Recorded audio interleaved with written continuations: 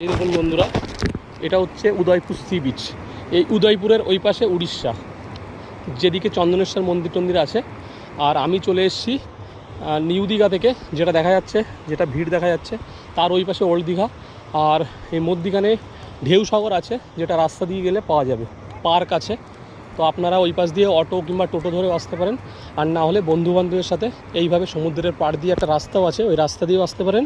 আর না হলে এই সমুদ্রের পাশ দিয়ে যখন জোয়ার নেই, ভাটার টাইম কিংবা জোয়ার কম, সেই সময় আসতে পারেন।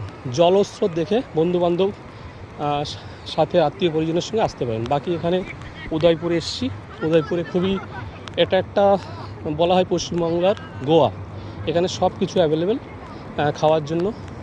তো আপনারা যারা আসতে চাইছেন, এখানে দেখুন সমুদ্রের কিছুটা জল আসছে, সেখানে টেবিল পোতা আছে, ছায়ারও ব্যবস্থা করা আছে।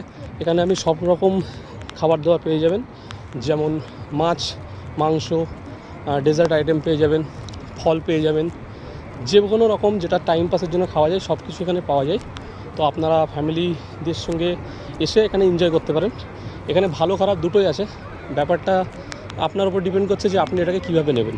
ধন্যবাদ।